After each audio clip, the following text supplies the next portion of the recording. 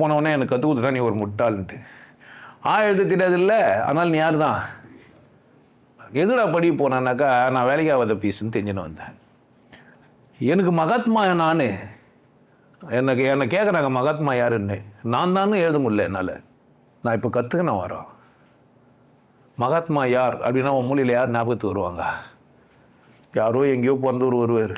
Our date of பர்த்லாம் உங்களுக்கு தெரியும். உங்கள் டேட் ஆஃப் பர்த் நீங்கள் கொடுக்கவே மாட்டீங்க சர்டிஃபிகேட்டில். ஏன்னாக்கா காது எட்டுனாக்கா கூட பரவாயில்ல, டேட் தப்பாகுது, காது எடுத்து ஸ்கூலில் சேர்த்துக்கிறேன். நான் அப்பா என்ன பண்ணுவான், டக்குன்னு ஒரு 5 மாதம் தள்ளி போடு. ஆக்சுவலாக 10ஆம் மாதம் வந்திருப்போம், 5ஆம் மாதம் எழுதி கொடுப்பான். நம்ம சொந்த டேட்டை பற்றி நம்மளே என்ன பண்ணியிருப்பான், மாற்றிட்டுருப்போம். வாஜ்பாய் இவங்க யார், அப்துல் கலாம், இவங்கெல்லாம் சொந்த டேட் ஆஃப் பர்த்தே கிடையாது தான், சர்டிஃபிகேட் டேட் ஆஃப் பர்த்தோடவே சுற்றிங்கிறாங்க. நம்ம எப்படி ஆகிட்டான், பள்ளிக்கூடம் போன உடனே என்ன வாங்கிட்டாங்க நம்மளை. இப்போ பொறாமப்படுறது உனக்கு இயல்புன்னு நினச்சிங்கிற, கற்றுக்கிறதுனால தான். நான் எல்லாம் பாரு எப்போனா பார்த்து பொறாமப்பட்டுதான்ட்டு படவே படாது.